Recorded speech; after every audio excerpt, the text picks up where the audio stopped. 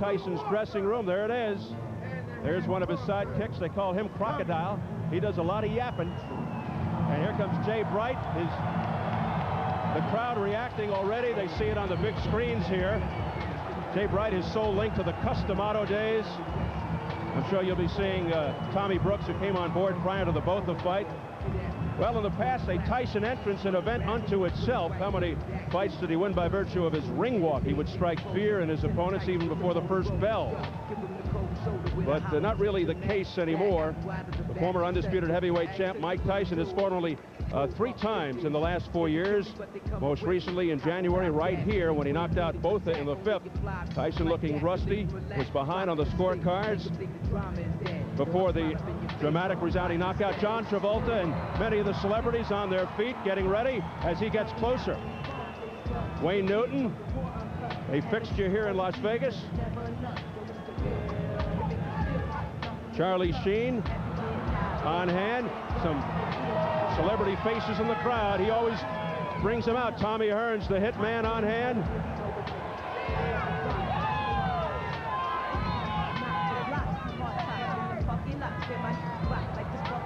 Pierce Brosnan, Bond, James Bond. Tyson's advisor, Shelley Finkel, told me Mike's really got it together. Well, he definitely has a calmer attitude. He's friendlier. The crowd again reacting as he gets closer to the ring. He's been granting interviews, signing autographs, smiling, doing open workouts. Either he's had an epiphany or somebody has really gotten to him.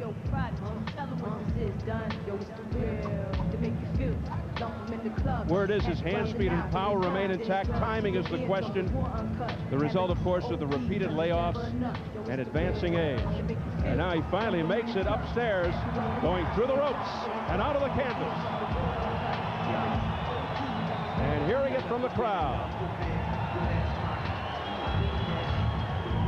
It's not an overwhelming cheer, but it's certainly in Tyson's favor.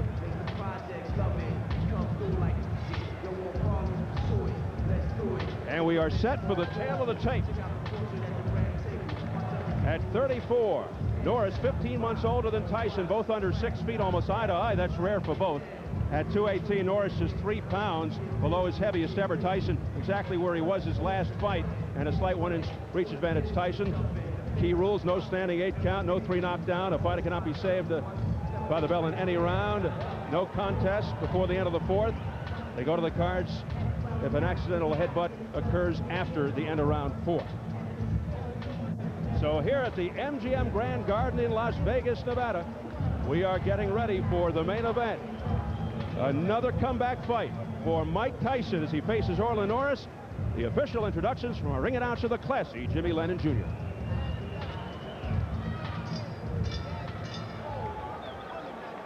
Ladies and gentlemen, a very good evening to you and welcome to the City of Entertainment, the MGM Grand in Las Vegas, Nevada. It's time for the featured bout of the evening, a heavyweight special attraction scheduled for 10 rounds of boxing and brought to you by America Presents, matchmaker Thomas Brown, in association with Showtime Championship Boxing and the MGM Grand. This featured bout coming your way is sanctioned by the Nevada State Athletic Commission. The chairman is Dr. Elias Ghanem. Commissioners are Glenn Carano, Lorenzo Fertitta, Dr. Luther Mack, and Dr. James Nave. The executive director is Mark Ratner. Physicians at ringside, Dr. Flip Omansky, Dr. William Berliner, Dr. Margaret Goodman. Timekeepers at the bell, also keeping count of the knockdowns, we have James Cavan and Mike Lachella. Introducing to you our 3 judges scoring this bout from ringside, all 3 from Las Vegas: Art Lurie, Dave Moretti, and Dalby Shirley. Introducing the 3rd man of the ring, a referee in charge. He'll be giving instructions after the introductions, Richard Steele. All right, fans, here we go. The time has come for our main event of the evening. And now, ladies and gentlemen in attendance and boxing fans joining us around the world, live from the MGM Grand in Las Vegas, Nevada, it's showtime!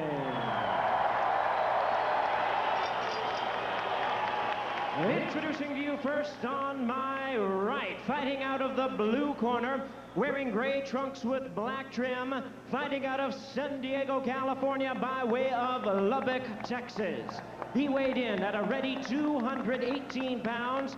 His record stands at 50 wins, 5 losses, 1 no decision, with 27 wins coming by way of knockout. Please welcome the former WBA Cruiserweight Champion of the World, introducing Orlin Night Train Norris.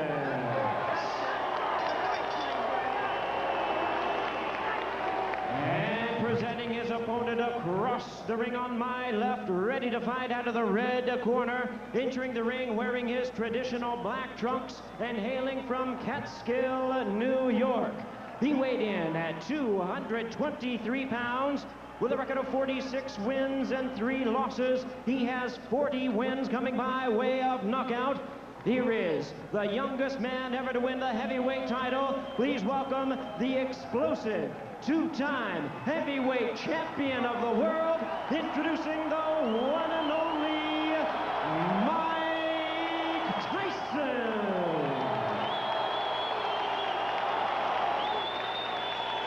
Once again, a referee in charge, Richard Steele. Okay, you guys, I spoke to you both in the dressing room. I'm cautioning again, obey my commands at all times. Keep all of your punches in front of the man. Watch the low blow. Shake hands and good luck.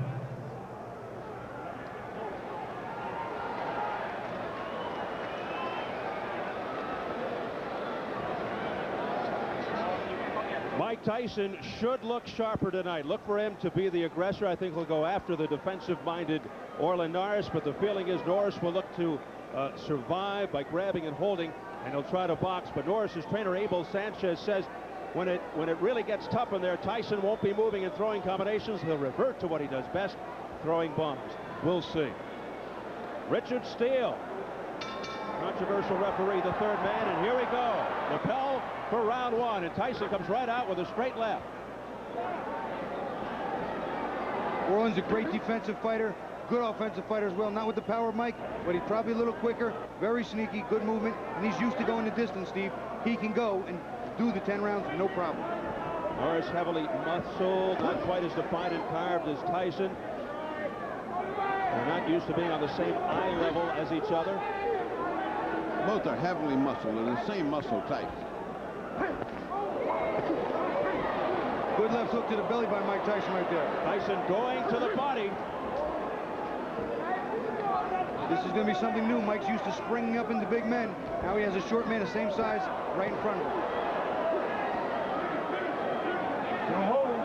Great.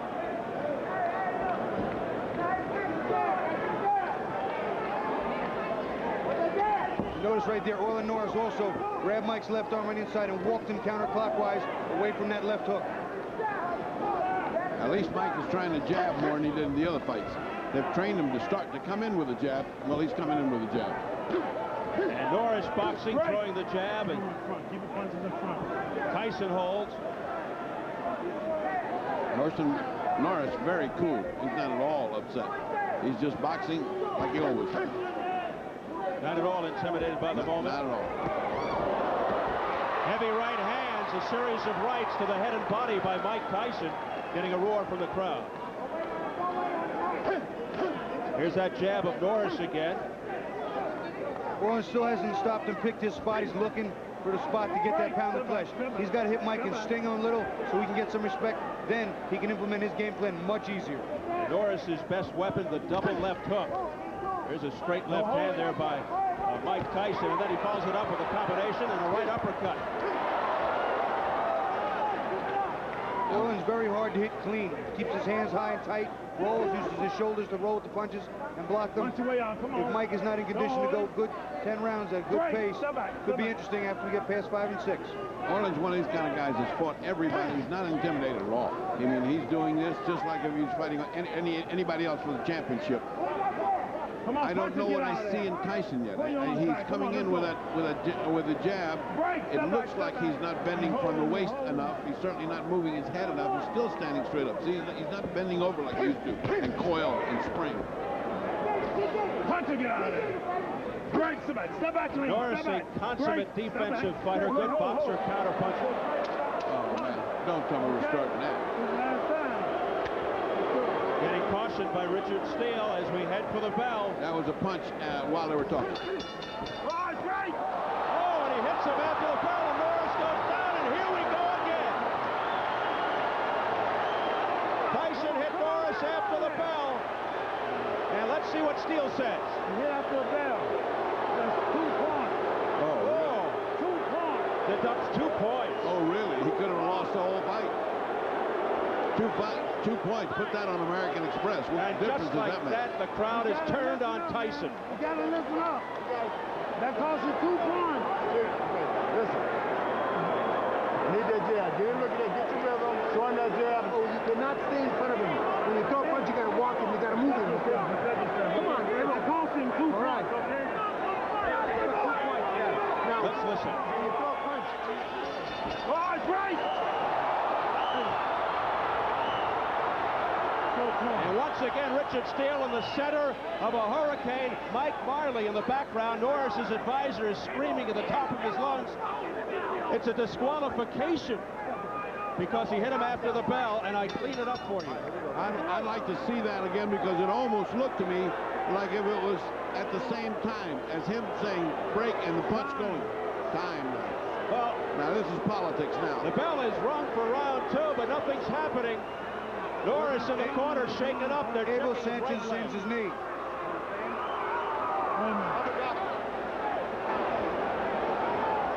He's looking at his leg. He's saying his knee is hurting him. This is about a knee. This is not about anything else. It's the right knee of Norris. Unbelievable. This is not about his head. Dr. Flip Pomansky, the man with the goatee.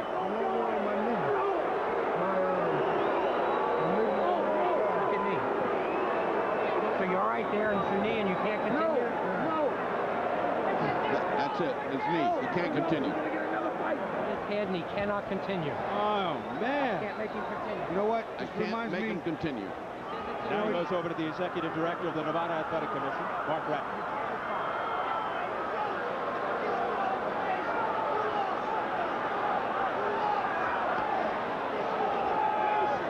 Can you believe this after 1 round? I can believe anything in Tyson land. It doesn't seem like we're ever going to have a normal fight. There's Elias Ghanem Boy, somebody's mad as heck. from the Nevada Athletic Commission. They're conferring with all of the guys there now. Why would a blow on the head hurt your knee? I mean, you know, what? Well, when he went All down, right, he may let's watch it. Let's watch it. slammed on his knee when he went down. Let's Well, see. let's see. I want to hear him say break and at the time, watch Tyson's arm. No, here he is. See? Oh, it's Oh, he buckled. folded, yeah. You could see his leg buckled as he went down. I'll tell you what, though, I'd like to see it at regular speed with the sound, because I think you hit him on the bell, right on the bell. That's the way I see it, brother. I think that was a simultaneous thing, just as it was happening. Here comes Mark Ratner. Let's listen.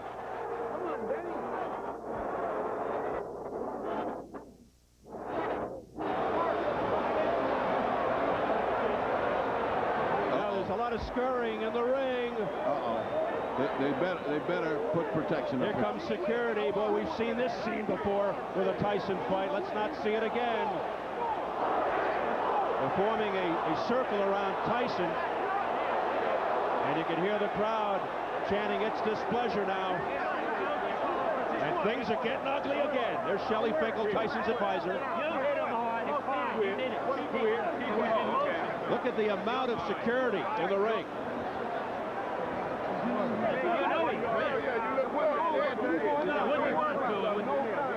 You were fine. This is fine. Well, everybody seems to be in the dark. Well, I've never seen anything stop because of a knee injury, have you? I haven't. Nope. And I've been in it for 40 years. Don't worry, you will get right. Well, we're dispatching the fight doctor into the ring. Maybe he can lend some insight into what's going on when he talks to people. And meanwhile, they're taping up the injured right knee of Orlin Norris, which buckled when he went down.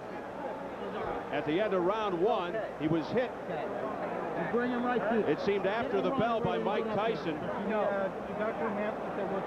Mike Marley, Norris's advisor, screaming that it should be a disqualification and Norris should be the winner. You know, Steve, I got the impression that Mike was trying to jam the left uppercut up as the bell was going off. I don't know that it was just that it was a clean left hook after the bell conscious thought. I really don't. I mean, I'd like to see it again. It just all happened too fast. And when you start a punch, it's hard. But it's like the kid who cried wolf, Bobby. It's like, how many times can we see this happening with Mike Tyson? We will take another look. We'll show it again, but we don't want to leave the ring right now. Saga continues. Never an easy day.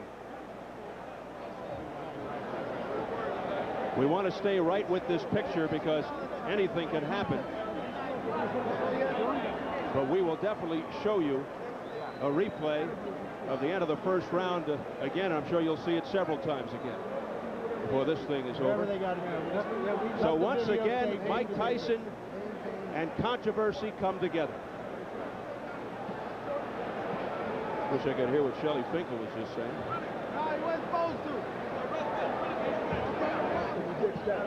Well, let's find out what's going on. We'll get Jimmy Lennon Jr. up there in the ring to make an announcement. Take it, Jimmy. Ladies and gentlemen, your attention, please. This bout has been stopped after round number 1 due to an accidental foul which occurred after the bell rang.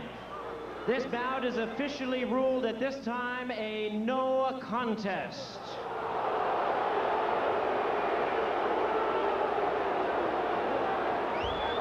Well, you heard it. The bout has been officially declared a no contest. The fight doctor, Ferdy Pacheco, is with Mike Tyson. Ferdy? All right, another night, another Tyson night. Give me your view of what happened. Did you throw the punch after you heard the bell? Well, you know, you were there. You saw it. It was simultaneous with the bell. And the punch wasn't that devastating. He could have continued. He quit on his stool, but I'll take him again in my next fight. I'll fight him right away. Well, let's fight him in December. I'd love to. All right, let me ask you something. How could a blow to the jaw hurt his knee? Listen, all right? He knew the next round I was going to put that heat on him, and he wasn't ready for that heat. All right, Shelly, can they do something legally to screw this up? Can they talk disqualification? No, they did already. They ruled it a no contest. It shouldn't have been that, but they did. We're ready to go back whenever Mike wants, and Mike said immediately. Your disappointment, I'm sure, was great. You've trained well. You're ready for a good fight. You're ready to come back in December against anybody. I feel great, and I just want to continue to fight one fight at a time and fight around 4 more fights and fight for the championship. Yes, sir. All right. If this so happens that it falls at December, you could fight this guy again. Would you be willing, Shelly, to fight Orlin Norris? Of course. Not me. Mike would fight him. No, but you're all right. Sure. Hey, you and I have been around a long time together. You feel your snake bit or something every time something happens? God, every time you come up here, something crazy happens. Well, listen, all praise be to Allah.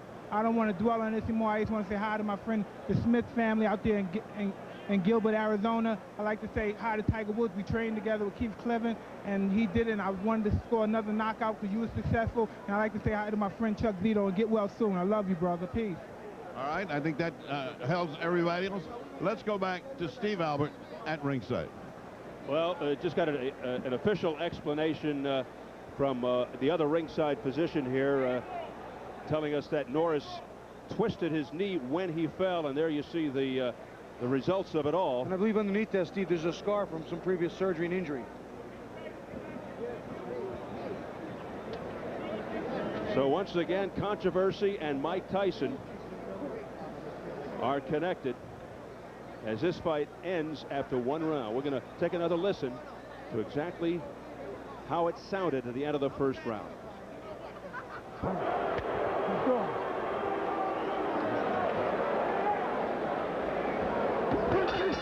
Oh, it's right! He definitely hit him after the bell. He definitely hit him after the bell. I don't know if he heard it. I don't know what registered. It was definitely after the bell. It wasn't long after the bell, but it was after the bell. We've got to find out if Mike Tyson heard that bell.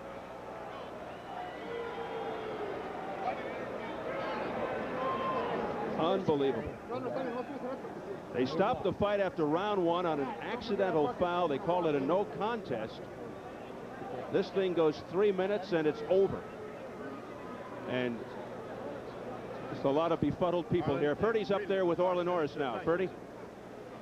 How do you feel ending this thing in this bizarre fashion? I mean, I didn't want it to end like this. I mean, I was doing what I needed to do in the fight. You know, he hit me clearly after the bell run. You know, Did you hear the bell and then the blow? Oh, I heard the bell, and I was about ready to take a step back to advance toward him. You know, but I still was watching him.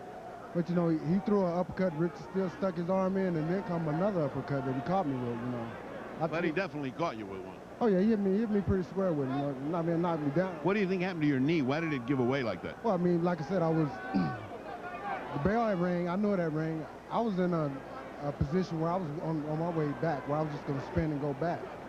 You know, but he threw the uppercut, you know, boom, boom. You know, and I was just in the wrong position. We've just finished interviewing him. He says he wants to have you back as soon as possible. Is December too early for you?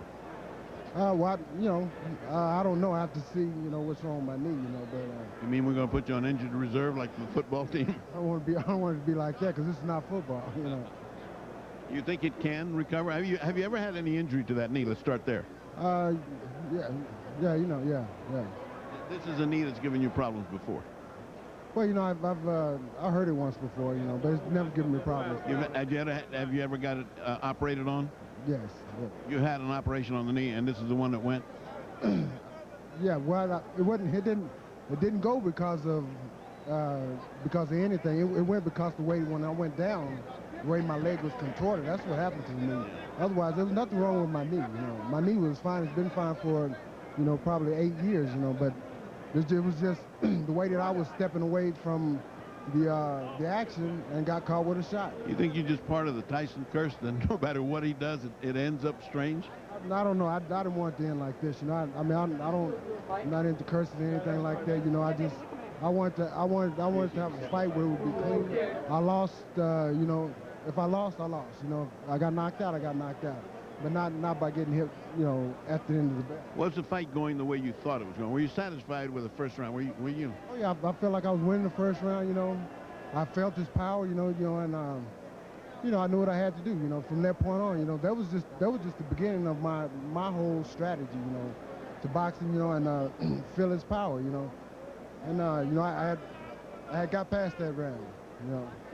All right, so the main thing for you then is to rest and rehabilitate your knee, see what's necessary for it, and then make future plans to see if you come back with Tyson again or if they bypass you and keep on going. Right, that's my plan, to see what happens, you know. All right, Abel, we are going to go back to Steve and Bobby at ringside, but your last thing, are you very disappointed? Extremely disappointed.